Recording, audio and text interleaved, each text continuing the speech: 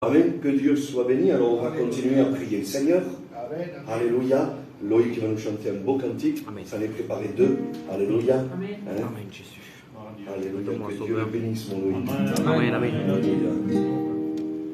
Ton nom est béni. À toi la gloire. La gloire. Un, deux.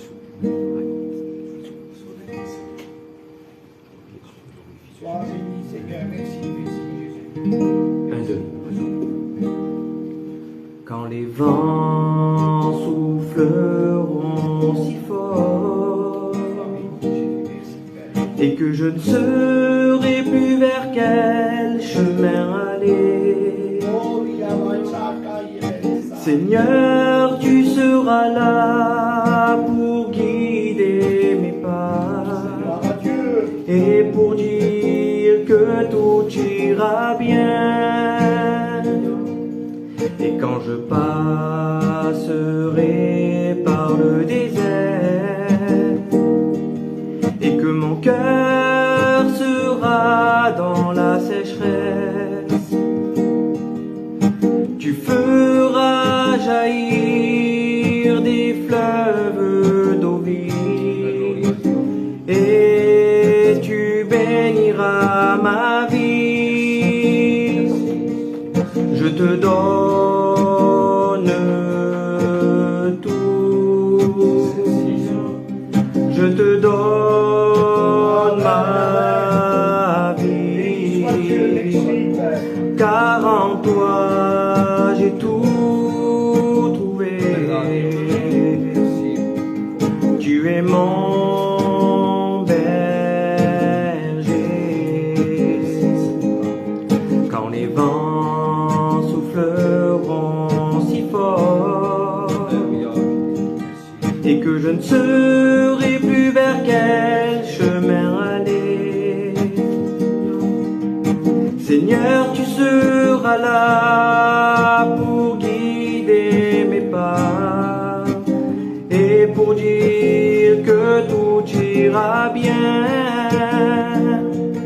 Et quand je passerai par le désert et que mon cœur sera dans la sécheresse, tu feras jaillir des fleuves d'eau vive et tu béniras nos vies.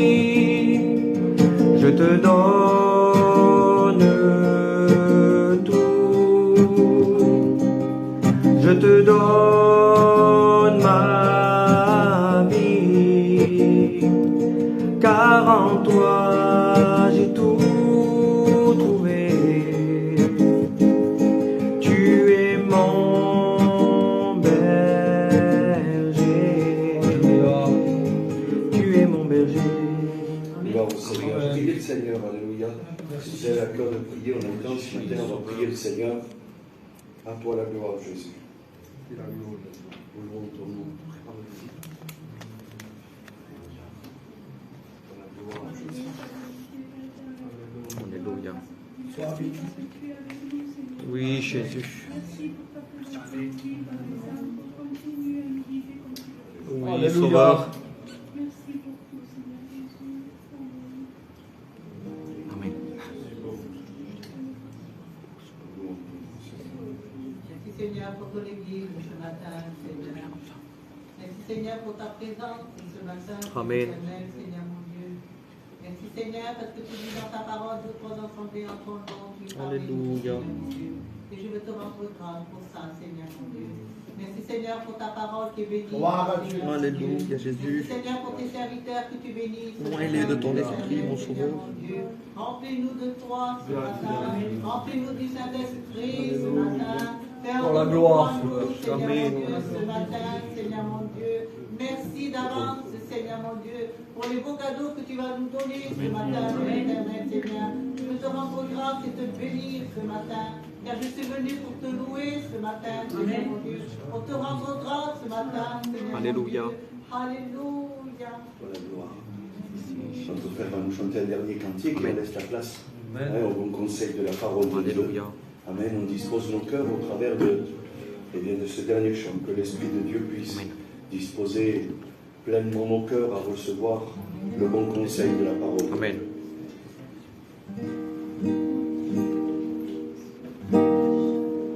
Quand viendra le jour de l'enlèvement, le temps pour nous d'aller vers Canaan, tous ensemble unis dans la gloire du Seigneur, d'y penser, j'ai la joie dans mon cœur. Je ne sais pas pourquoi tu m'as choisi, mais de toute mon âme je te bénis. Seigneur, que je sois prêt quand la trompette sonnera, car il y a longtemps que j'attends ce jour-là. Mais en attendant ce glorieux retour, je veux toujours compter sur ton amour. Alléluia, alléluia. Toujours à mes côtés, toujours à me garder, car je sais que tu viendras nous chercher. Alléluia. Quand viendra le jour de l'enlèvement, Pour la gloire, le temps pour nous d'aller vers Canaan, tous ensemble unis dans la gloire du Seigneur, d'y penser, j'ai la joie dans le cœur. Je ne sais pas pourquoi tu m'as choisi, mais de toute mon âme je te bénis. Seigneur, que je sois prêt quand la trompette sonnera, car il y a longtemps que j'attends ce jour-là. Mais en attendant ce glorieux retour, je veux toujours compter sur ton amour. Toujours à mes côtés, toujours à me garder, car je sais que tu viendras me chercher, nous chercher. Seigneur, nous te rendons grâce, Seigneur. Combien je veux te présenter ton messager, Seigneur. Jésus, le moindre de ton esprit. Donner ce message, Seigneur mon Dieu. Utilise-le comme tu as choisi de le faire, Seigneur mon Dieu. Donne-y, Seigneur mon Dieu, les mots, Seigneur, que nous avons besoin. Seigneur, à toi soit toute la gloire et amen à ta parole, mon Sauveur. Amen. Amen. Amen. Pour la gloire, Jésus. Voilà, gloire au Seigneur, amen. Pour moi, c'est une joie, même si on n'est pas nombreux, qu'importe, c'est pas. Ça ne me gêne pas. Et pourquoi? Parce que je sais que Dieu est là. Amen. Amen, amen. Vous savez, si Dieu a mis dans mon cœur un message, je vais l'apporter et je vais le faire comme s'il y avait 400 personnes. Amen. Dieu. Amen. Vous savez, moi j'ai un principe dans mon ministère que j'ai ça depuis très longtemps. Ça fait à peu près 40 ans que je prêche l'évangile. Il y a deux choses importantes. Et je voudrais donner ça, ce conseil aussi aux étudiants. Deux messages importants. Une, c'est prêcher un message comme si vous l'avez prêché la dernière fois. Comme si c'était la dernière fois que vous avez prêché. Donnez-vous à 100% dans un message. Ça, c'est la première condition. Il faut se donner à 100%, comme si que c'est le dernier message que vous avez prêché. Alors il faut se laisser dans ce message. Ça, c'est la première note. Deuxième note, prêcher, bien sûr, pas boire de monde, comme s'il y avait 400 personnes devant vous. Amen. Amen. Et ça doit être, c'est des règles immuables pour chaque serviteur de Dieu. Amen. Amen. Amen. Et je voudrais t'encourager, mon frère, toi qui chantes les cantiques. Amen. Continue à chanter. Amen. Parce qu'en vérité, je te dis, tes cantiques sont spirituels. Amen. Amen. Sauveur. Gloire à Dieu. Amen. Et tu bénis à toi les cantiques. Amen. Alors je voudrais te dire que tu puisses continuer à le faire. Gloire à Dieu. Amen. Merci mon frère. Amen, gloire à Dieu. Alors ce matin, c'est pas une prédication. Hein, on peut la classer comme prédication. Je n'ai pas la prétention d'être un enseignant, on en a parlé tout à l'heure avec les frères. Mais voilà, je veux dire, ça fait 40 ans que je prêche l'évangile. Aujourd'hui, je peux apporter, on va dire, des études, des petites études. Et je le fais avec tout mon cœur. Je sais qu'il y a des frères qui peuvent faire mieux que moi, beaucoup mieux que moi. Mais aujourd'hui, j'ai à cœur d'apporter ces études-là que j'apporte depuis quelques années. Et ce matin, on va parler des dons. C'est vrai que nos églises, des fois, ne sont pas trop renseignées sur les dons. Il y a des églises on ne sait pas trop comment définir un don. Qu'est-ce que c'est un don? Et on va parler sur les 9 dons qui est marqué dans 1 Corinthiens 12, verset 4. Alors, on ne va pas parler des 9 dons, je n'ai pas le temps de le faire ce matin. On va parler simplement de 3 dons, des 3 dons vocaux.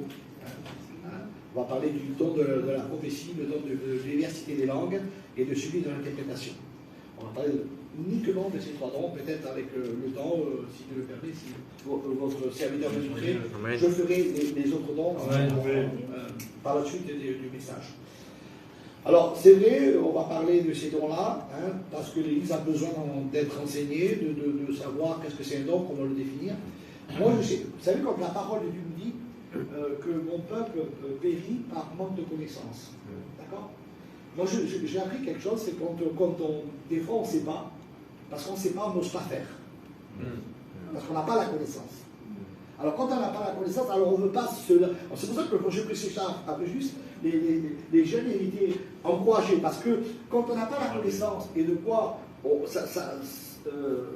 il est question le sujet, alors quand on a ce manque de connaissance, qu'est-ce qui se passe? Eh bien, on n'ose pas aller, on n'ose pas faire, parce qu'on a peur de faire mal, et ce qui se passe, c'est que parce qu'on n'a pas cette connaissance. Mais quand on a la connaissance, et bien qu'est-ce qui se passe? On peut se projeter. On peut dire, bien, je peux faire. Amen. Je peux demander à Dieu. Je peux m'investir là-dedans parce que j'ai cette connaissance qui me permet de le faire. Amen. Amen. Et c'est pour ça qu'il est important d'enseigner. D'accord? Alors, on va lire d'abord un verset que vous connaissez. On va parler dans 1 Corinthiens 12, à partir du verset 4 jusqu'au verset 11.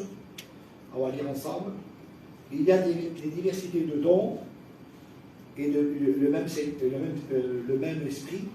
Il y a diversité du ministère, mais le même Seigneur. Diversité d'opérations, mais le même Dieu qui opère tout en tout. Amen. Or, à chacun de manifester de l'esprit des données dans l'unité commune. En effet, regardez ce qu'il dit, à l'un est donné par l'esprit une parole de sagesse, à un autre une parole de connaissance, selon le même esprit, à un autre la foi, par le même esprit, à un autre le don de guérison, par le même esprit, à un autre le don d'opérer les miracles, à un autre la prophétie, à un autre la diversité, le discernement des esprits, à un autre la diversité des langues, à un autre l'interprétation des langues. Un seul et même esprit opère toutes ces choses, les distribuant à chacun en particulier comme il veut. Amen. Amen. Donc, vous avez vu qu'il y a 9 dons, il est parmi 9 dons dans ce chapitre, mais les dons, on va les voir ensemble, on peut les diviser en 3 groupes. Alors, il y a un premier groupe, on va le voir ensemble après, et le premier groupe qui est les groupes de la révélation. Le premier groupe de révélation, ce sont les dons, la parole de connaissance, la parole de sagesse et les discernements des esprits. Ça, c'est les premiers groupes qui est question de la révélation. Deuxième groupe, c'est le groupe de puissance, qui sont ces 3 dons, le don de la foi, le don d'opérer le miracle, le don de guérison. Et le troisième groupe qu'on va voir ce matin ensemble, c'est ce groupe, on l'appelle le groupe de l'inspiration. C'est doctrinal ce que je vous dis, tout est doctrinal. C'est les dons de l'inspiration qui est le don de prophétie, le don de diversité des langues et le don d'interprétation. Et c'est ce qu'on va voir ce matin avec l'aide du Seigneur. Ce groupe-là, qui est question, peut-être plus tard on verra les autres, mais on va ensemble les dons d'inspiration, amen, qui sont bien ces 3 dons. Mais avant toute chose, on va commencer par le lire, d'accord? Parce qu'on va se poser des questions ce matin. Se poser des questions, à quoi consistent les 9 dons? On va le voir ensemble.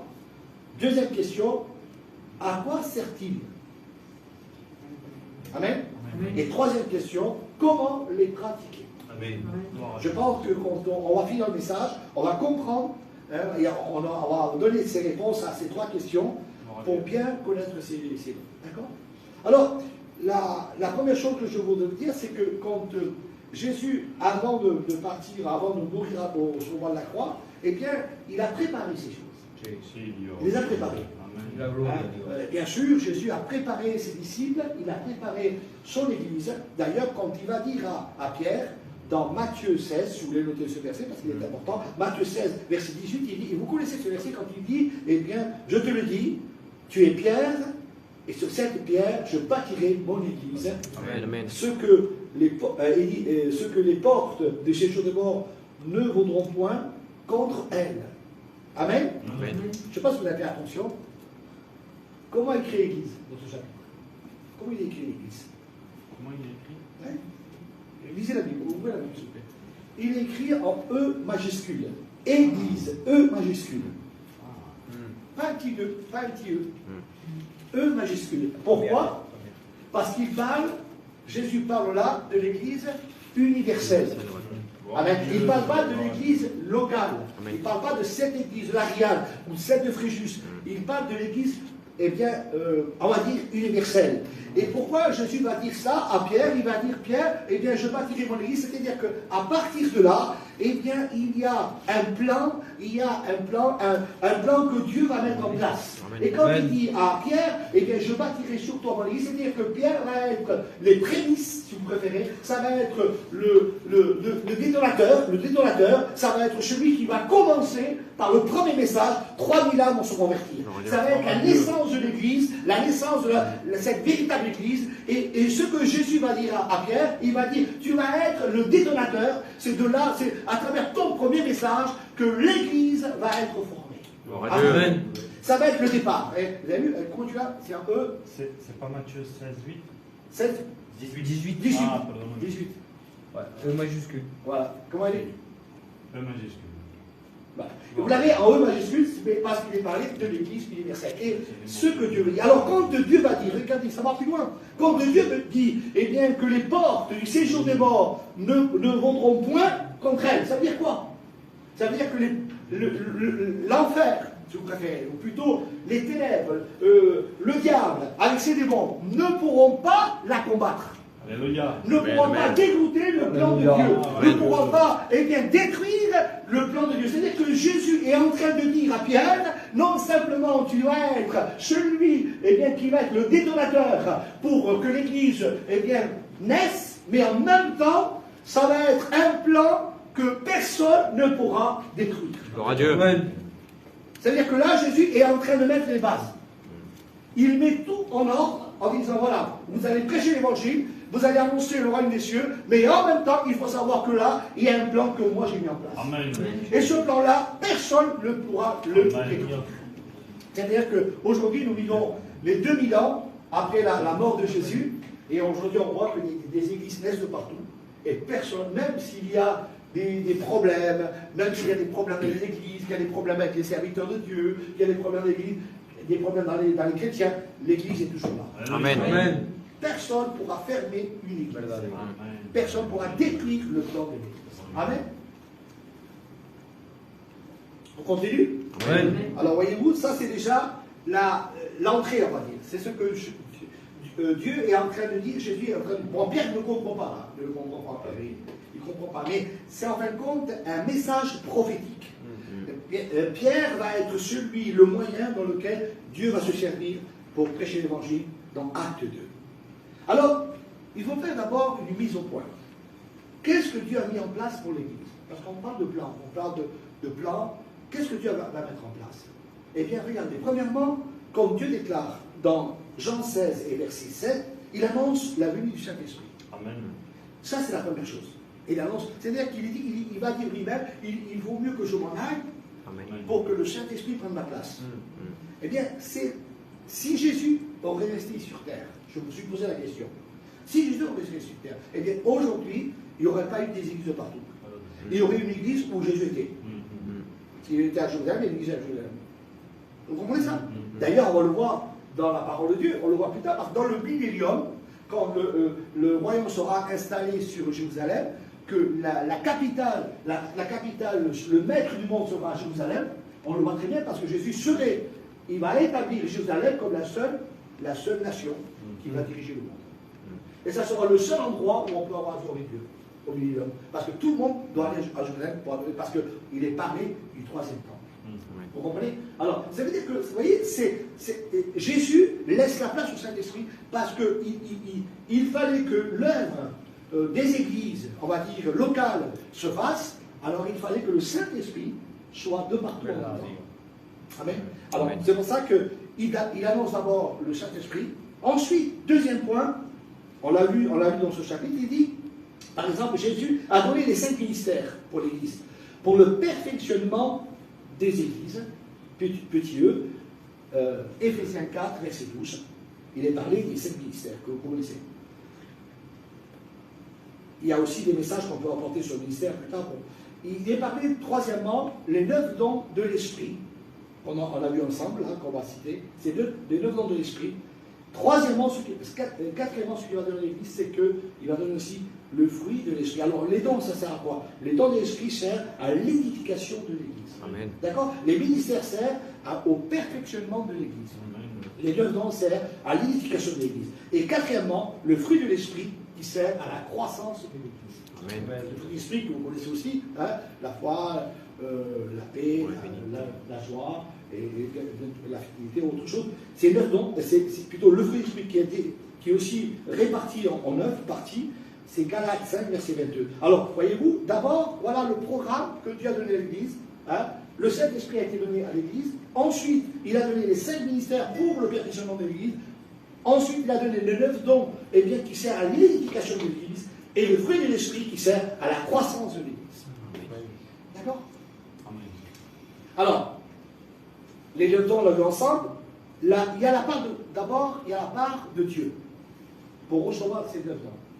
Il y a la part de Dieu. La part de Dieu, c'est quoi? Alors, premièrement, il faut naître de nouveau. On ne peut pas exercer un don si on n'est pas né de nouveau. C'est-à-dire que, alors, comment définir né de nouveau? Baptisé, bien sûr, d'eau, c'est la même chose. Baptisé d'eau, conversion, foi, repentance, conversion, et la nouvelle naissance. Et bien sûr, être un enfant de Dieu, devenir chrétien, enfant de Dieu. Alors, il faut la nouvelle naissance. Et deuxièmement, parce que là, c'est aussi une question qu'on va poser tout le temps, il faut être, eh bien, baptisé du Saint-Esprit. D'accord? 2 choses importantes. C'est la part de Dieu, ça appartient à Dieu, c'est pas à nous. C'est-à-dire, premièrement, naître de nouveau, être un enfant de Dieu, chrétien. Et deuxièmement, être baptisé du Saint-Esprit. Alors, je fais la distinction entre 2 choses. Est-ce que quelqu'un qui n'est pas baptisé du Saint-Esprit, ça touche au salut? Non, ça ne touche pas au salut. On peut être né de nouveau sans être baptisé du Saint-Esprit.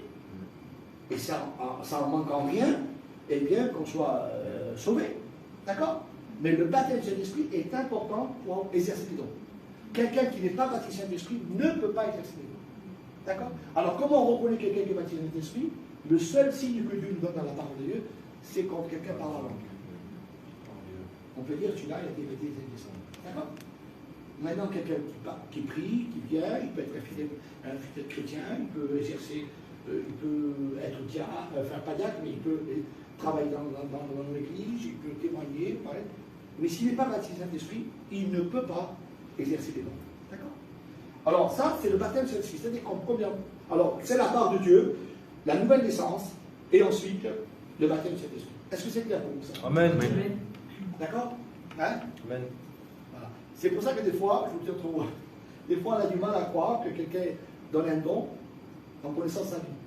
On va parler après de la vie, le témoignage. Après, il y a la part de chacun de nous. Je vais parler aussi de la part de l'homme. Hein, parce que quand on exerce un don, il faut qu'on corresponde aussi à la parole de Dieu. Alors, on ne peut pas faire aussi n'importe quoi, parce que souvent on se dit, ah, j'étais rempli de Dieu, Dieu m'a béni, Dieu m'a parlé. Mais bon, ça ne s'arrête pas qu'à ça. Il faut une condition. Je l'ai prêché je le dirai tout à l'heure, mais je dis, quand il y a 2 verres, un verre sale, un verre propre, il faut être fou pour boire dans un verre propre, sale. Hein? Si devant toi je te mets un verre propre, un verre sale, tu vas prendre le verre propre, et bien Dieu fait la même chose. Amen. Dieu ne va pas prendre un verre sale Amen. pour exercer des dons, il va prendre toujours un verre propre pour exercer des dons. Amen.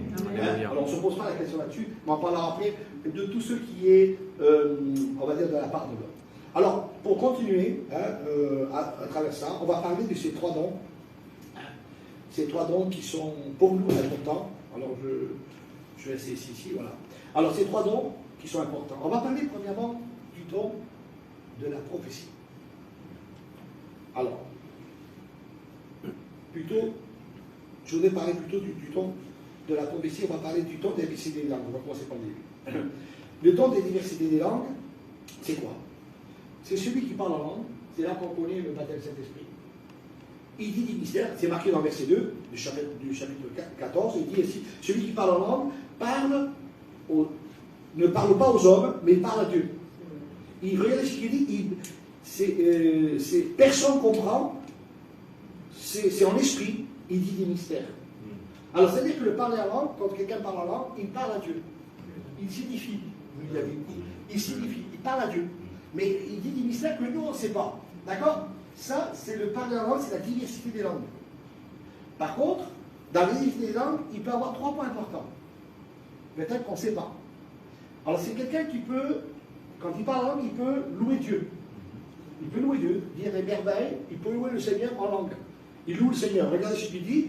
Il y a une louange dans 1 Corinthiens 14, verset 15. Il dit ainsi, je chanterai par esprit, je chanterai par l'esprit. Il dit ainsi, mais aussi je chanterai avec mon intelligence. Ça veut dire que l'apôtre Paul il est en train de dire que quelqu'un peut louer Dieu par l'esprit. Alors, quand il parle de chanter, il parle du chant céleste. Hein? Il parle du chant céleste. Et on peut louer Dieu en langue, sans que personne comprenne. C'est-à-dire que c'est la personne qui est en train de louer le Seigneur directement. Amen. Il peut aussi faire une prière en langue. Et ça, c'est important. Écoutez, dans 1 Corinthiens 14, verset 14, il dit, je prie en langue, mon esprit est en prière, il dit, mais mon intelligence demeure stérile. Mais vous savez, la prière en langue, c'est pour ça que je voudrais encourager ceux qui ne sont pas baptisés du Saint-Esprit encore. Il est important que vous soyez baptisés du Saint-Esprit. Parce que la prière en langue vous amène dans un domaine dans lequel, vous savez, quand je me lève le matin, vous priez le Seigneur, et moi aussi je prie le Seigneur, mais on prie pour ce qu'on voit, pour ce qu'on connaît, nos besoins, nos difficultés, nos problèmes. Mais quand je suis en train de prier en langue, je ne sais pas ce que je fais. Et là, le Saint-Esprit, il dit dans Romains, il dit que le Saint-Esprit prend ma place. Il prend ma place. Et lui, il intercède auprès du Père. Alléluia. Et vous savez qu'est-ce qui se passe là? Eh bien, je suis en train de prier, peut-être pour l'avenir, pour mon avenir à moi. Je suis en train de prier pour demain, je suis en train de prier pour d'ici un an, peut-être quelque chose qui va m'atteindre, quelque chose qui va me toucher. Et là, cette prière en langue est en train de présenter mon problème qui va se faire d'ici 3 ans. La gloire, Donc peut-être quand je ne parle pas de problème, mais aussi une bénédiction qui m'attend, eh bien, je suis en train de prier en langue, et c'est que là, c'est à travers cette prière en langue que Dieu met en place, eh bien, ce qui est bon dans ma vie. Amen. Vous comprenez ça? Parce que moi, je ne peux pas savoir ce qu'il va avoir d'ici à moi. Je ne peux pas prier pour ce projet. Je ne peux pas prier pour ce problème. Je ne le connais pas. Mais en langue, l'Esprit me fait connaître ces choses. Alléluia. Et Dieu met en place, à cause de ma prière en langue, il met en place ce qui est bon pour moi d'ici quelques mois. Amen. Ou quelques années. Amen. Parce qu'une prière est importante. Alors, voyez-vous, cette prière en langue, l'intelligence demeure stérile, mais la Bible déclare que je prie en langue en prière. C'est pour ça qu'il est important que tous ceux qui ne sont pas encore baptisés du Saint-Esprit demandent à Dieu le baptême du Saint-Esprit. Parce que c'est un plus. Amen. C'est un plus. Alors, quand on parle bien sûr en langue, on parle en langue, on peut louer Dieu, on peut chanter des cantiques, on peut aussi amener une prophétie. Alors, il faut, vous savez, il y a le parler en langue va aller avec une autre prophétie qu'on appelle l'interprétation. L'interprétation, le nom de l'interprétation est important. Pourquoi? Regardez ce qu'il dit dans 1 Corinthiens 14, verset 5. Il dit, je disais que vous parlez tous en langue, mais encore plus que vous prophétisez. Celui qui prophétise est plus grand que celui qui parle en langue. À moins que ce dernier l'interprète pour que l'Église reçoive l'édification. Amen. Amen. Et ça, c'est le parler, c'est l'interprétation. Alors, quand on interprète et on parle en langue, Comprenez? Pourquoi chaque fois qu'on interprète la parole en langue, on touche le domaine de la prophétie? Vous n'avez pas remarqué? Hein? Parce qu'on ne vient pas à la connaissance. Parce que ça peut être qu'on est en train, je l'ai vu plusieurs fois, on peut aussi interpréter une prière. Gloire à Dieu. Le frère est pris en langue, et celui qui a reçu l'interprétation, il peut interpréter une prière. Une prière qui va parler à sa vie, et quand vous êtes en train d'interpréter cette prière, vous êtes en train de dire au frère, voilà, tu as prié comme ça, comme ça, comme ça, tu as demandé pour ça, pour ça, pour ça. Et le frère est béni. Gloire à Dieu. Vous voyez, quand on ne vient pas à la connaissance, on va toujours tomber dans la prophétie. On va interpréter, Dieu te parle, Dieu te dit ça, ça. On va tomber dans... Mais on peut interpréter une prière. On peut interpréter une louange. Amen. Moi, j'ai écouté des fois des louanges. Croyez-moi, vous êtes bénis. Quand on peut s'habiller de l'esprit, et qu'il y a des paroles merveilleuses qu'on ne peut même pas imaginer mentalement, qu'est-ce que ça veut dire? Quand les frères, moi j'ai entendu une prophétie, plutôt un parlant sur une louange, qui parlait de l'océan, qui parlait de la grandeur du ciel, qui parlait de la profondeur de l'océan, et le frère était en train de louer Dieu de cette manière-là, et quand le frère a interprété, j'ai dit, c'est merveilleux. Ça, c'est important de le savoir. Amen. Quand quelqu'un parle en langue, il n'est pas automatiquement une prophétie. Il peut louer Dieu. Il peut aussi faire une prière. Amen. Et des fois, on peut être surpris. Parce que même une prière, quand on parle en langue, quelqu'un peut prier pour quelqu'un d'autre. Mais on ne sait pas. Voyez-vous, où Dieu peut nous amener, ça va loin. Parce qu'on peut prier pour quelqu'un sans le savoir en parlant en langue. Et le frère interprète. Et il dit, tiens, tu es en train de prier pour ça, pour ça, pour ça.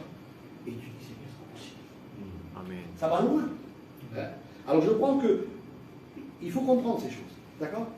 Alors je ne vais pas trop m'étendre là-dessus, mais vous avez compris que le parler en langue peut être aussi bien une prophétie, aussi bien une louange, aussi bien une prière, à moins qu'elle soit interprétée. Alors maintenant on va parler de la prophétie exactement. Qu'est-ce que c'est la prophétie? Le don de prophétie. Le don de prophétie, c'est celui qui parle audiblement.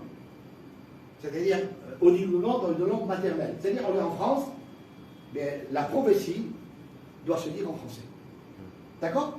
Si on est en Espagne, elle va se dire en espagnol.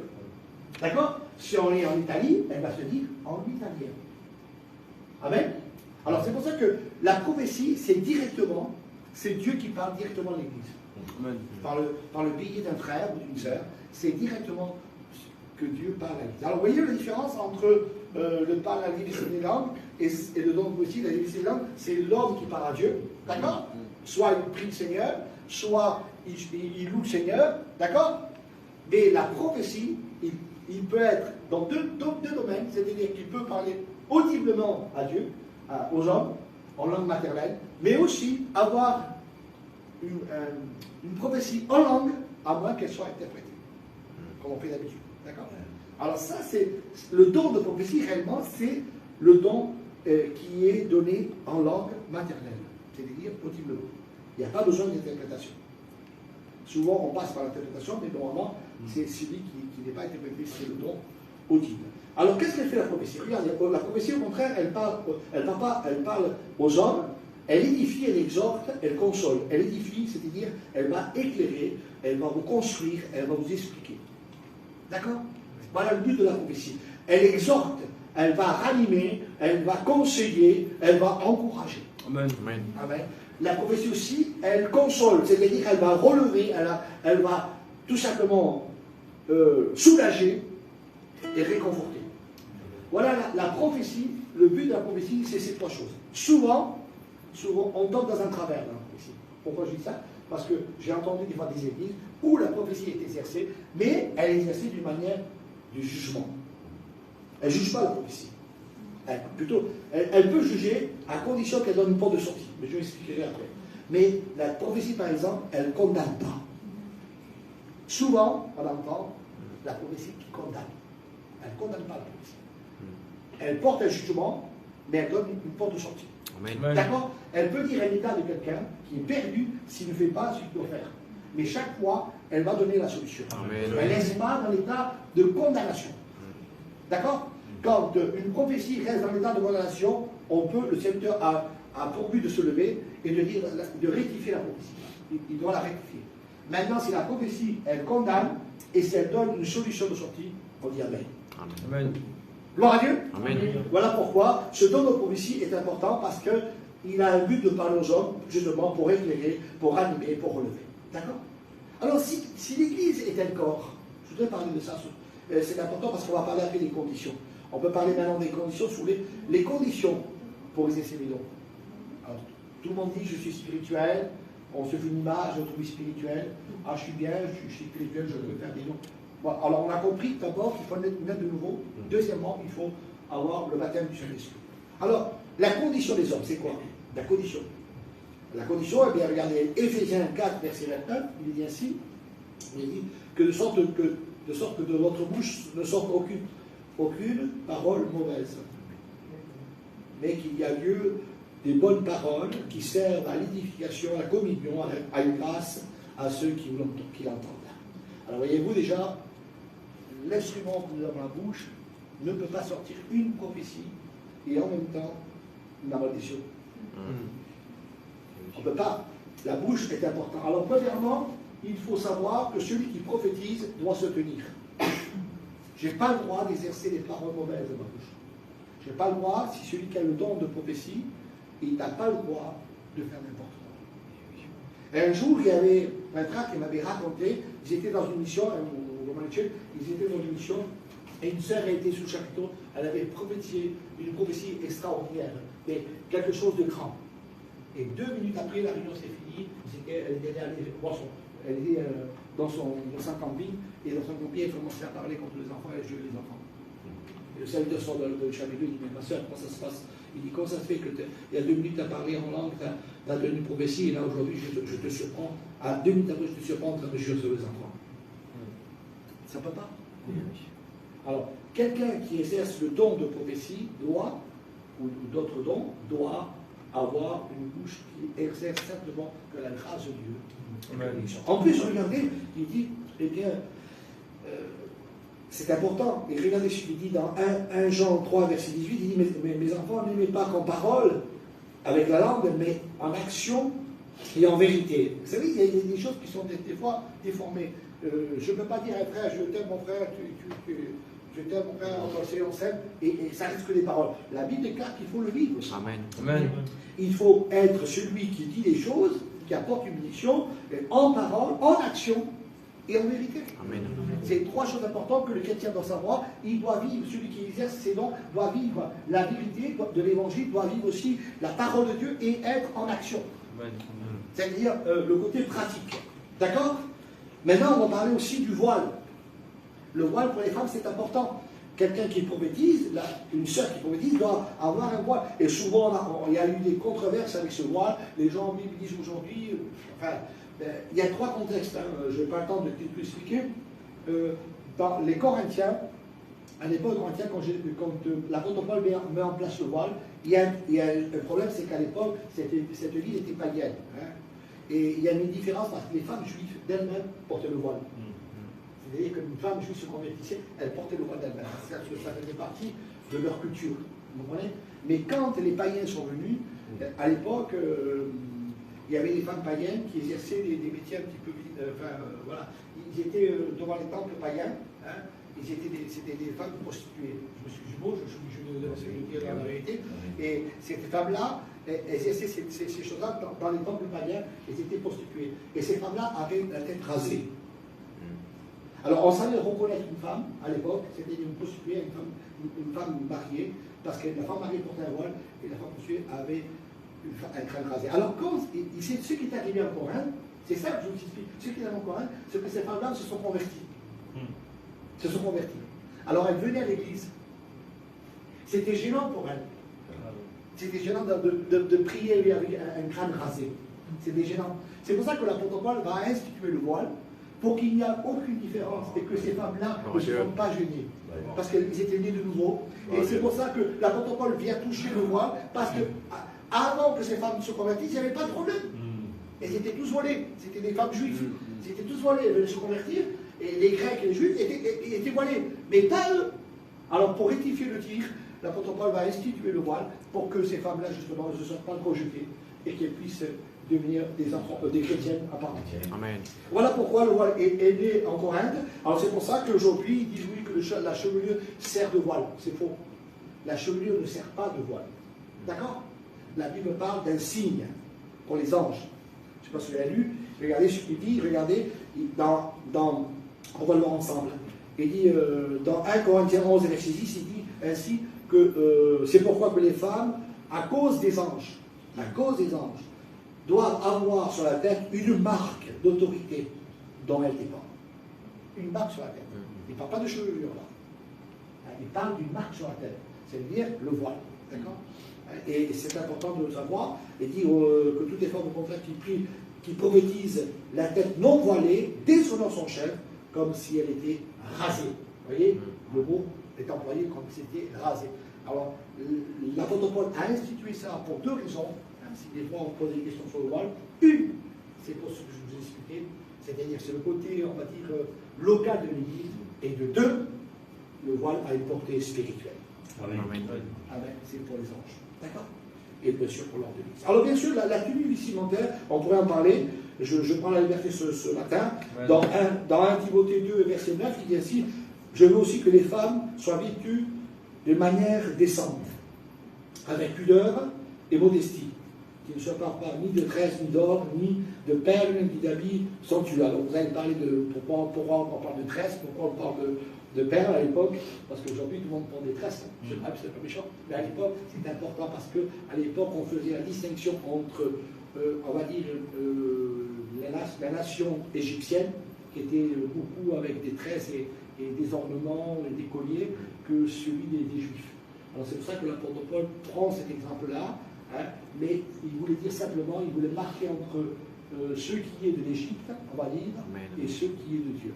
Amen. Alors c'est pour ça que le seul modèle qu'il avait lui, c'était les Égyptiens ou les Romains de l'époque, hein, qui avaient un petit peu copié des Égyptiens, de manière, les femmes s'habillaient avec des tresses, mais en réalité ce que l'apôtre Paul veut dire là, c'est des tenues décentes.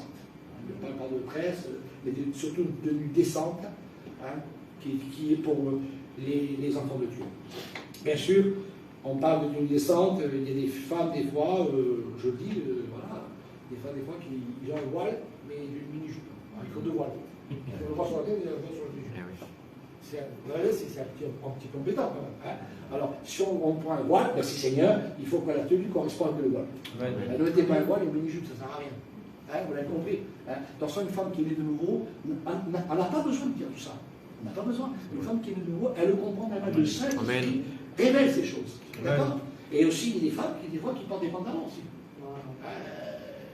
Pour nous, voilà, notre culture ne la permet pas. Mais là, le Ritano, on n'a pas ce souci-là. Mais il faut le prêcher aussi, parce qu'il y a des femmes, des fois, qui viennent à l'église, il y a des pantalons. Alors, les pantalons, c'est gênant aussi. Alors, il y a le voile, il y a le pantalon. Alors, c'est un peu embêtant aussi. Hein. Les pantalons sont. Voilà. Et bien sûr, on va parler aussi des hommes. Il y a des hommes, je vais toucher quelques points, mais bon, ceux qui prophétisent, par exemple. Alors, celui qui a le don de prophétie et qui doit exercer ce don-là, il doit avoir une tenue qui est décente. D'accord? Est-ce que vous voyez bien, vous, un homme qui va prophétiser en short? C'est un petit peu embêtant. Hein? Voilà. Ou par exemple, un pantalon à trous. On voit la chair. Pas comme ça va encore. Mais on voit la chair, des gros trous, vous savez, des gros trous comme ça. Il va prophétiser, c'est un peu embêtant quand même. Alors il faut que la tenue soit adéquate. D'accord? Quelqu'un qui prophétise doit avoir aussi sa tenue qui va d'enfant de Dieu. Elle ne doit pas être choquante, la tenue. Mais des fois, il y a des pantalons, comme des pantalons tout serrés, là, tout moulants pour les hommes, c'est embêtant aussi. Alors, voyez-vous que tout ça correspond à un témoignage. Et en vérité, je vous dis, on n'a pas besoin de le prêcher ça. Le Saint-Esprit doit nous montrer ces choses. D'accord? Alors, c'est sûr, et un jour, je vous rappelle, je vous dis sur le témoignage du short. Un jour, je suis à l'église à Fréjus, il vient un voyageur. Il était bien habillé, mais il était en short. Alors moi, ça me gêne. Alors j'étais là. Alors tous les frères me regardaient. Il a deux frères ici. Alors je vais voir le frère. Je sors dehors, j'écoute mon frère, je m'excuse, mais je dis, est-ce que tu es loin? Il me dit, non, je suis à quelques kilomètres. Je dis, est-ce que mon frère, tu pourrais aller dans ta caravane et te mettre un pantalon? Il dit, pourquoi c'est gênant? Oui, c'est gênant. Et je lui explique quelques versets comme ça. il va, il dit attends, mon frère, je reviens. Il va, et je mets son matin, et il me dit Antoine, j'étais béni. J'ai comment ça se fait? Il dit écoute, personne, je connais, il faisait quelques années qui était chrétien, personne ne m'a dit que les choses étaient mauvais. Aucun serviteur me l'a dit. Je n'ai pas été enseigné. Voyez-vous? C'est pas de sa faute. Alors quand on dit des choses avec amour, bien sûr, on va taper dessus, mais avec amour, on donne une explication. Mais les gens les chrétiens sont prêts à écouter. Amen. Amen. C'est pour ça qu'il est important que la tenue corresponde eh bien, à ce témoignage-là. Écoutez, regardez. Dans 2 Corinthiens 1, 12, regardez ce qui fait votre force. Dans le domaine des dons. Et même aussi du témoignage. Dans 2 Corinthiens 1, verset 12, il dit ainsi, ce qui fait notre gloire. Il ne parle pas de la gloire de Dieu. Il ne parle pas de la gloire de Jésus. Ça va loin, le verset là. Il dit, ce qui fait notre gloire. Alors ça veut dire que l'homme a une gloire, oui. Une gloire dans son témoignage. Une renommée. C'est ça? Ça veut dire ça, une renommée. Un témoignage. Il dit, c'est ce témoignage de votre conscience. De votre conscience. Que nous sommes conduits dans le monde et surtout à votre égard avec sainteté et pureté devant Dieu. Amen. Non point avec une sagesse charnelle, mais avec la grâce de Dieu. Mon Dieu. Ce qui fait notre gloire, c'est que nous avons ce témoignage qu'on a gagné. Amen. Qu'on a persévéré. Et aujourd'hui, notre conscience nous donne à être des témoins fidèles. Qu'on n'a pas à rougir. Amen. Et qu'on marche dans le monde. Alléluia. Que personne puisse nous pointer du doigt. Alléluia. Que personne puisse nous faire un reproche. Mais qu'on soit, dire Seigneur, maintenant, je veux être un homme de Dieu. Je veux être une femme de Dieu. Amen. Amen. C'est ça qui fait votre force. Amen. Qui fait votre gloire. C'est ça. Amen. Gloire à Dieu. Amen. On continue. Amen. Regardez. Alors je finis avec ça. Eh bien, pour vous dire, le corps qui est l'Église, pour finir avec les prophéties. Alors, on va parler de l'ordre dans l'Église. Parce que, bon, comment exercer les dons?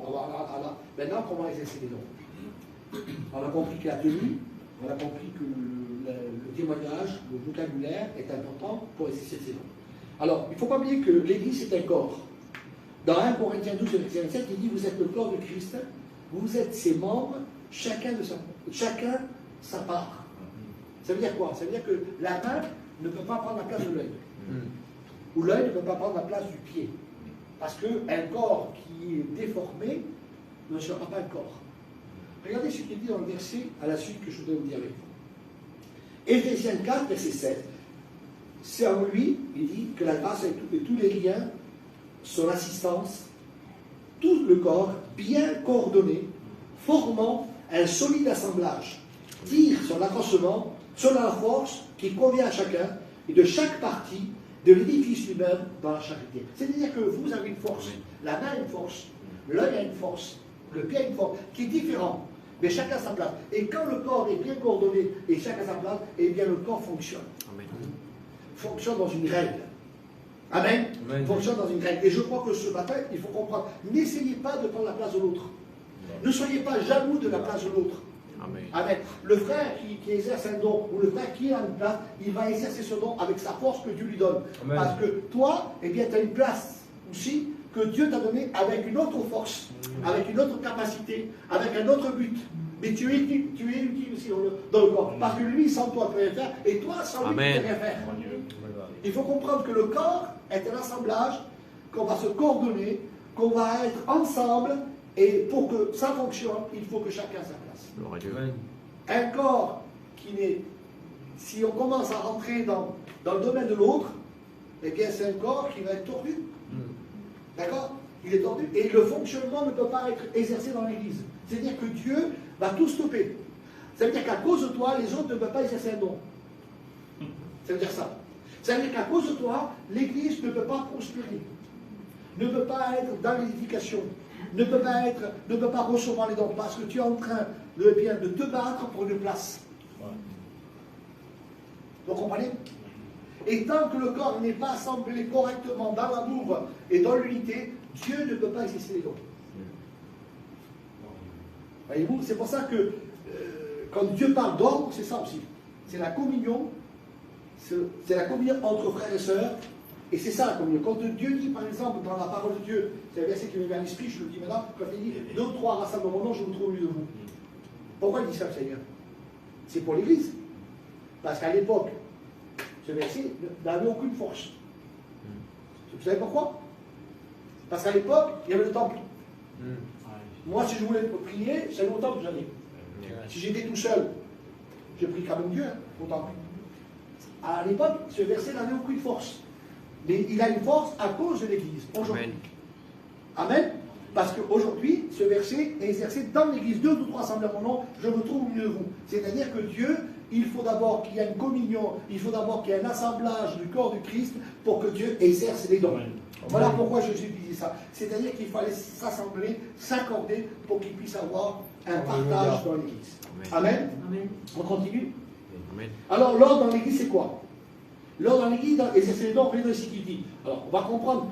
Aujourd'hui, ce verset, beaucoup le prennent à la lettre. Bon, c'est dommage parce que je vais donner une explication. Quand l'apôtre Paul dit dans 1 Corinthiens 14, verset 9, il dit, dans l'Église, j'aime mieux dire 5 paroles dans mon intelligence pour instruire les autres que 1000 paroles en langue. Il a raison, l'apôtre Paul. Pourquoi il dit ça?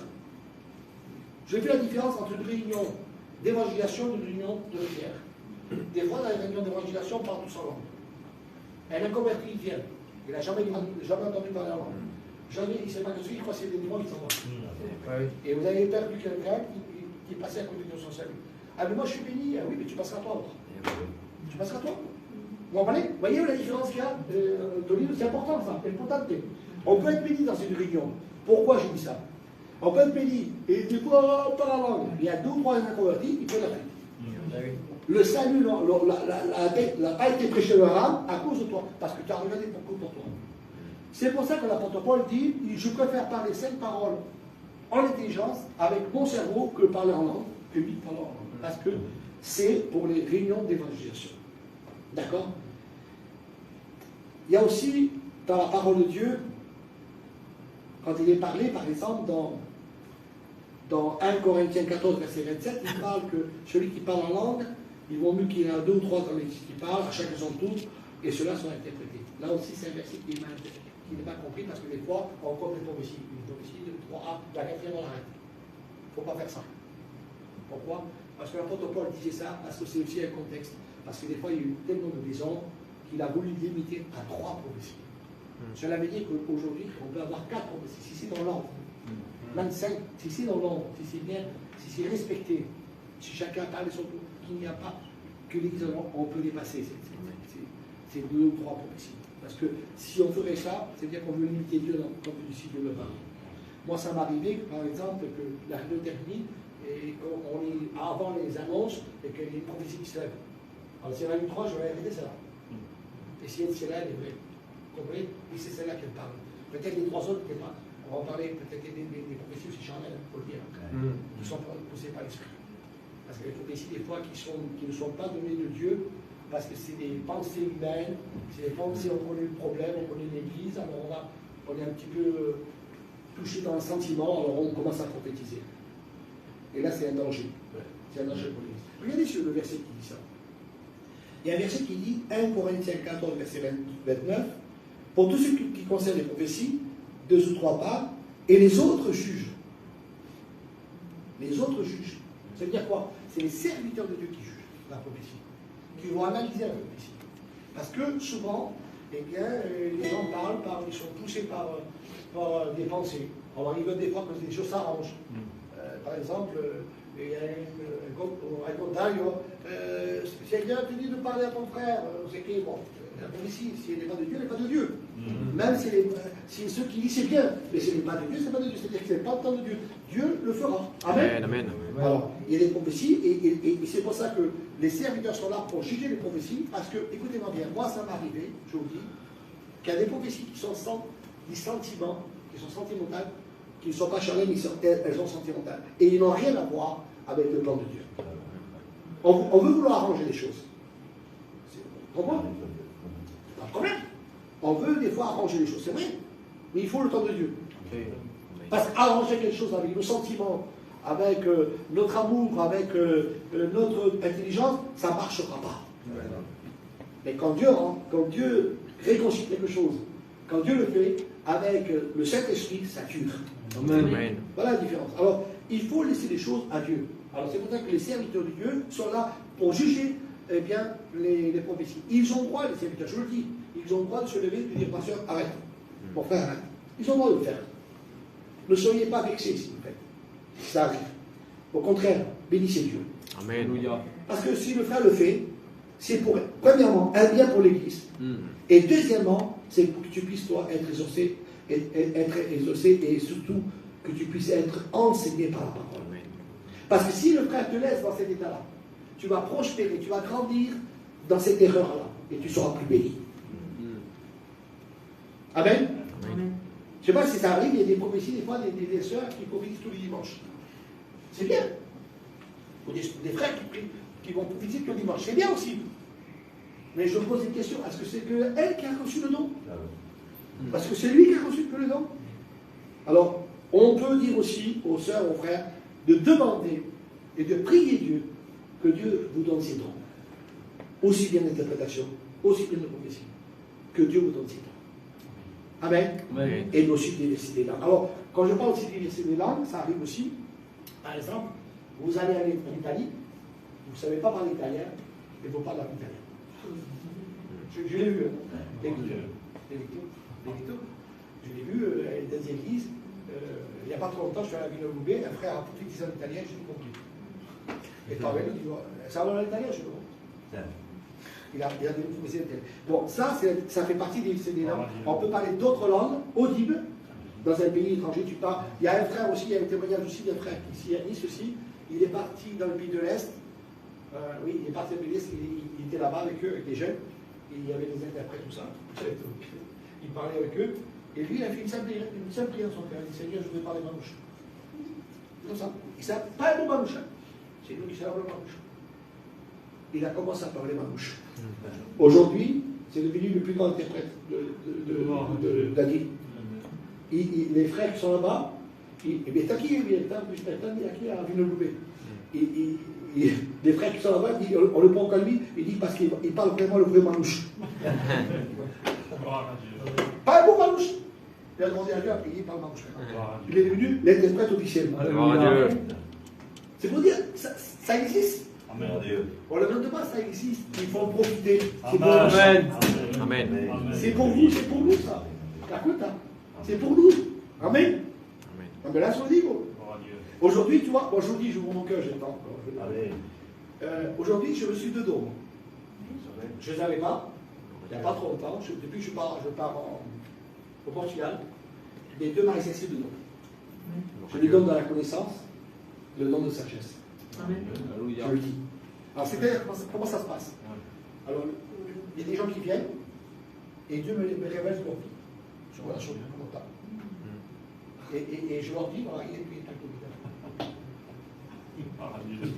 Gloire à Dieu. Mais par contre, le don de connaissance, c'est là, tu révèles la vie, tu révèles la connaissance qu'il a, le qu'il a, mais il est suivi normalement par un don de sagesse. Le don de sagesse, c'est une donne la solution. Et voilà, tu es passé avec toi, maintenant tu as ça. Alléluia. Et je laisse même de plus en plus. Gloire à Dieu. Il n'y a pas trop longtemps, je bénis Dieu parce que je le fais. Alors, pour savoir la différence entre le don de sagesse, et le don de sagesse, de connaissance, et le don de prophétie, parce que je l'ai deux aussi, de connaissance, je n'ai parlé avec un frère un jour, quand vous recevez le don de prophétie, vous savez, plus ou moins la pensée. Vous vous souvenez, qui c'est qui a le don de prophétie ici? Amen. Regarde, c'est les Grecs, là? La fausse marine. Vous savez plus ou moins, quand ça arrive, tu sais, Dieu, tu peux m'appeler ça. Il vous appelle ça. Après, c'est vous allez construire des phrases pour dire le message, d'accord? Le don de connaissance, je lui vois. Ça n'a rien à voir. Le don de connaissance, j'ai la personne devant moi, je ne sais pas ce qu'il y a dans son cœur, Dieu me dit, allez, parle-lui. Ne sais nous. Boy, pap, Dieu dit alors, papa. Mais à la base, je ne sais rien. Ne lui Seigneur, dis-lui ça. Non, ça n'a rien à voir. Dieu me dit, c'est allez, parle-lui. Je vais, je me lance, je me lance, et quand je me lance, Gloire à Dieu. c'est assez particulier. C'est-à-dire que je ne vois rien. Je ne vois pas le cœur, je ne vois pas l'état, mais voilà. Dieu me dit, allez. Et quand je parle, ça donne le ça. Voilà. Alors c'est pour vous dire que le don de connaissance, de ça j'en reparlera peut-être la prochaine fois, mais c'est assez important. D'accord. Alors comme je disais, les serviteurs peuvent juger, vous reprendre, parce que si des fois on condamne, on peut condamner quelqu'un et on peut aussi des fois condamner quelqu'un de la partie. Il y a beaucoup de maladresse. C'est pour ça que les serviteurs de Dieu sont là pour régler ces choses-là. D'accord. Alors, pour le don, ça c'est important aussi. Le don de prophétie, il est soumis au prophète. Souvent, voilà. Ah, je peux pas, il faut que je parle, il faut que je dise, mais des fois, on est soumis. Il y a des situations qu'on ne peut pas parler. Il y a des situations qu'on ne peut pas prophétiser. Il faut savoir, il faut être sage. Dans 1 Corinthiens 14, verset 32, il dit que celui qui parle en langue signifie lui-même. D'accord. Les esprits des prophètes sont soumis aux prophètes, car Dieu est un Dieu, pas un Dieu des hommes, mais un Dieu de paix. D'accord. Souvent, des prophéties, il semblerait que les gens disent ah, mais moi j'ai aussi il faut le dire. Mais des fois, des prophéties qu'on ne peut pas dire, ou qu'on ne peut pas expliquer, où la circonstance est accomplie, alors on doit, on va dire, l'esprit, il est soumis au prophète. D'accord. Alors quand il y a des prophéties, des fois des réunions d'évangélisation, soit c'est une prophétie directe audible, on peut la dire. D'accord. L'évangélisation, tu reçois une prophétie, tu peux le dire. Parce que ça peut concerner un remède. Et je lui vois, d'accord. Mais si je commence à parler en langue n'importe comment et qu'après les inconvénients sont là, je me tais. Je vais être soumis au prophète. L'esprit soumis au prophète. Alors, voyez-vous, bon, j'ai terminé avec ce message, mais simplement, si vous avez des questions, ce matin, on peut les poser. Il est encore tôt. D'accord. Si vous avez des questions. Posez. Ça va? Bien. Est-ce que vous avez compris? Je vous pose des questions? Amen. Allez, on va commencer. Alors, la diversité des langues, comment on peut le détailler? La diversité des langues. Alors, qu'est-ce que je peux faire en langue? Quand je parle en langue, qu'est-ce que je fais? Je peux prier, vous disiez, et louer. D'accord? C'est ça. À moins que ces trois parties soient interprétées. On peut faire l'interprétation d'une prière, d'une prophétie ou d'une louange. D'accord, c'est compris ça?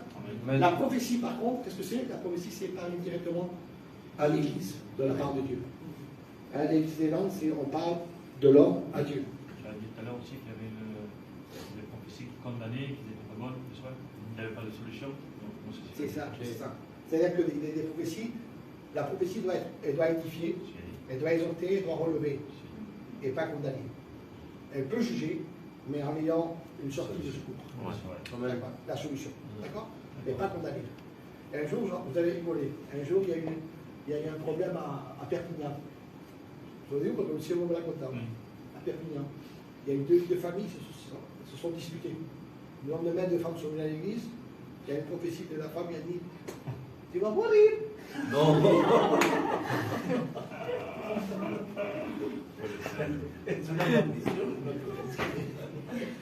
Voilà. Mais parfois, ça part. Vous avez vu? La vie de Charlotte, que ça va mourir. Voilà. C'est rigolo, mais c'est grave.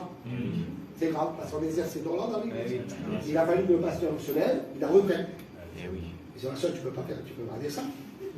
Tu vas mourir, donc il faut que tu appelles à l'égoler.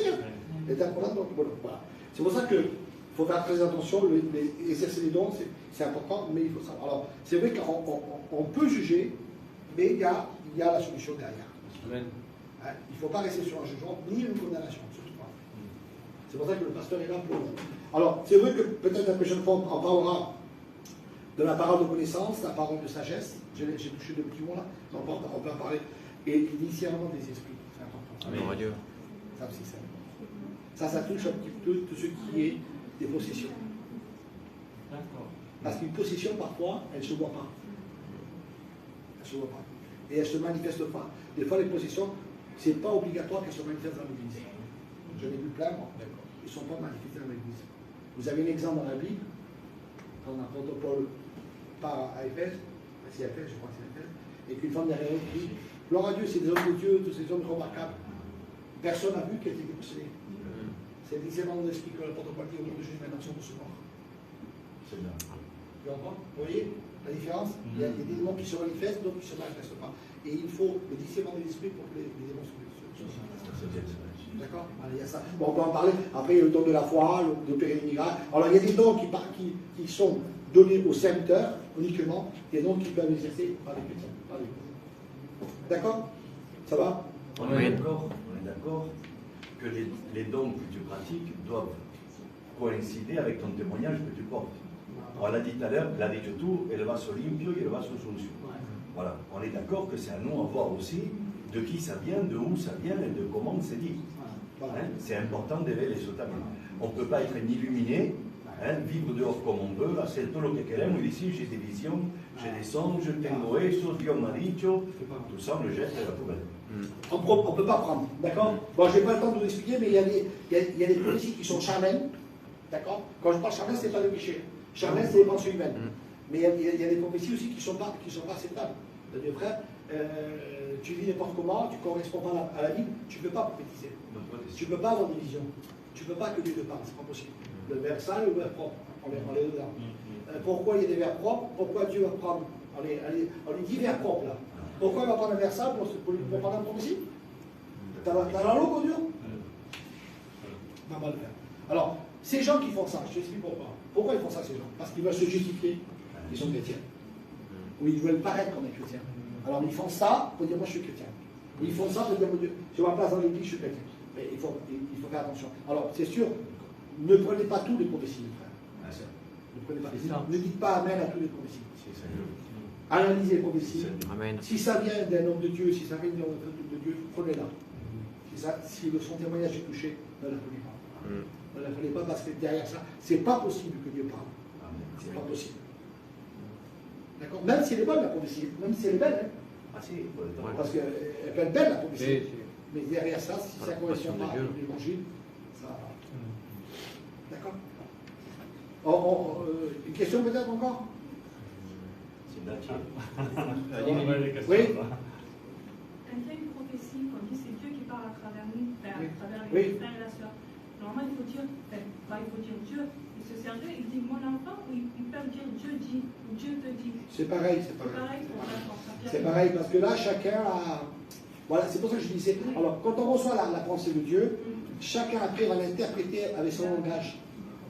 Tu comprends? Avec son langage, avec sa connaissance. Alors il y en a qui disent mon enfant, Dieu te dit, Dieu te parle. Bon, ça c'est pas méchant, mais chacun parle avec son langage. On va construire la prophétie avec notre langage. C'est sûr. Dans tous les cas, une prophétie vient de Dieu.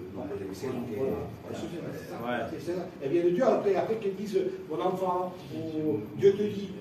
C'est pas. Alors, un conseil que je vous donne. Ceux qui essaient ces dons, lisez votre Bible. Vous savez pourquoi? Parce que Dieu va puiser dans les versets pour construire votre prophétie. Vous comprenez? C'est pour ça que des fois, il y a des prophéties qui sont pas claires. Il manque d'éléments. Parce que la sœur ou le frère qui la prophétie, alors Dieu va prendre, il prend avec ce qu'il y a dans votre cœur. S'il y a des versets, s'il y a la parole de Dieu, il va prendre avec ces versets. Il va prendre avec il va prendre avec ça. C'est pour ça que soyez vraiment des hommes et des femmes qui lisent la parole de Dieu. Amen. C'est pour ça. Et pour les autres, des fois même, c'est toi qui dois la formuler. Oui. Que tu doutes même après, à un moment donné, de ce que tu reçois. Voilà. C'est ça, c'est parce que tu cherches. Ouais, tu cherches. Mais en fait, quand tu es en relation avec Dieu, qui t'a la prophétie, Dieu va la construire avec tes mots et avec ta connaissance. Tu vas la construire avec tes mots, avec ta connaissance. Alors ça, tu as une connaissance. On n'est pas là pour dire, pour élever quelqu'un, non, une connaissance biblique. Ben, Dieu va prendre avec des versets, avec des paroles bibliques. Tu comprends? Pas avec tes mots à toi. C'est pour ça que des fois ça tourne, les prophéties, des fois ça tourne. Mon fils, Dieu te parle, Dieu te dit ça tourne, des fois c'est limite. On sent qu'il y a une limite. La prophétie, elle limite. Que si on lit la Bible et que.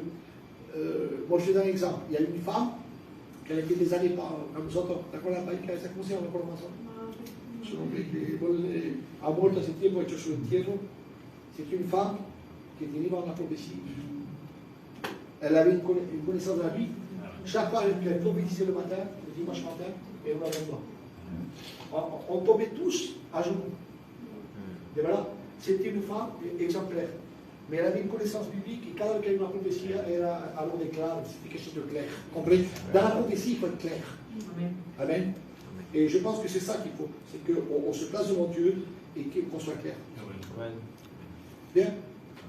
Encore des questions? C'est normal que quand on a dit la faute, c'est que quand il vient la prophétie, quand on dit un truc, après on doute un petit peu. Oui, c'est normal. C'est pas facile pour que tu dises quel est le Seigneur réellement. Donc tu as pris pas cette manière, tu prends Léon et Seigneur, si tu te sers de moi, c'est parce que tu vois. Et je doute après. Alors ce moment-là, en gros, il faut bien, je lis la Bible pour étudier. Voilà, alors je t'explique. Pour savoir si la prophétie, parce que tous ceux qui sont des dons comme ça, moi si ça m'arrive, on peut douter. Parce que c'est de moi, parce que c'est spirituel. Moi j'attends jusqu'au dernier moment. J'attends, je demande à Dieu que si c'est lui qui me pousse, qui me pousse, qui me pousse. Et à l'ultimo, le digo. Mais je ne dis pas, quand je ressens la pensée, je ne la dis pas en premier. J'attends vraiment, je demande à Dieu qu'il me pousse dans le Saint-Esprit. Une fois, il n'y a pas trop longtemps, j'ai dit une prophétie, je dis comment ça va? Ça va tout au ciel, là, bien. Physiquement, j'étais tordu. Parce que je ne voulais pas la dire. Écoutez-moi bien, je ne voulais pas la dire. Et la prophétie parlait d'une forme que una persona acá. J'ai été tordu sur la chaise. Lo non m'invito. J'ai fermé, j'étais trop tordu. No llegaba. Parce que la prophétie correspondait à cet état-là. J'étais physiquement tordu. Mais je ne voulais pas la dire. C'est pour dire qu'il faut attendre vraiment le dernier moment pour être sûr que c'est la prophétie de Dieu. Cuando se iba a pensar, no le diga enseguida. Espera, pregúntale a Dios, plazo todo con el Señor, ¿qué le dice? ¿Qué me dice? Esto, tú. Y verá que el Espíritu Santo va a llenar de la parce que ça peut être une pensée. Va a llegar a mí también, debe ser una pensão, va a traversé, no era una profecía. He pensado algo, bueno, el Señor le dio una profecía. Va a dejar tranquilo Dios. Ça veut dire que c'était pas une prophétie, era mi pensão. Cuidado, con el vuelto, ça ne veut pas dire que je suis canal, mais puede llegar. Est-ce que vous comprenez? Ça peut être une pensée. Ça m'a traversé. Seigneur, est-ce que ça vient de toi? M'a dejado tranquilo. Bon, c'est pas une prophétie. D'accord? Ahora, me viene a pensar, Señor, y yo le di, sigo orando, oh, la persona me viene. Señor, me di esto, la persona me viene. Señor, me di esto, Señor, me sigue, ¡pam! Y sale solo. À un moment donné, ça se... Sale solo, ¡bam! Señor, me di. Mais c'est pas a la primera visita que Dios te dice, si te di esto, le di esto, Señor. Si te dejas tranquila, Señor, es que no te preocupes. Una persona tuya. Voilà, como yo tengo que pensar, mais ça ne veut pas dire qu'elle est canale. Tu vois, ça veut dire que je suis pensé. Yo también tengo que pensar que no soy profecía.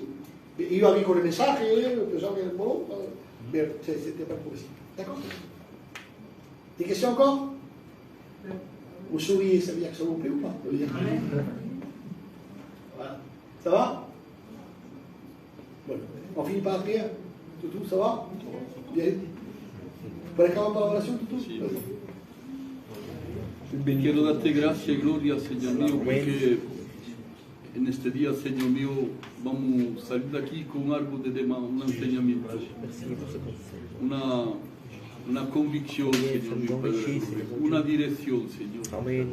Oh Cristo, Señor, te pregunto, Señor mío, una vez de más para tu siervo, Señor mío. Señor, úngelo, Señor mío, cada día, Señor. Amén. Y donde se encuentra que sea un útil entre tus manos, Señor. En el nombre de Jesús, Señor mío. Pregunto y te ruego, Señor mío, ora, Señor mío, por tu iglesia. Por aquí ha plantado aquí a la Rihanna, Señor mío. Aleluya. Puede, Señor mío, engrandecer, Señor mío. Oh, Padre de la gloria, da los dones que necesitemos aquí en nuestra iglesia, Señor. En el nombre de Jesús. Amén. Gloire à Dieu, merci Seigneur, Amen. Ta parole, Père. Prions le Seigneur quelques instants. Amen. On veut remercier le Seigneur de la clarté de sa parole, de l'enseignement qu'il porte à nos cœurs. Je suis sûr que ce matin, tout comme moi,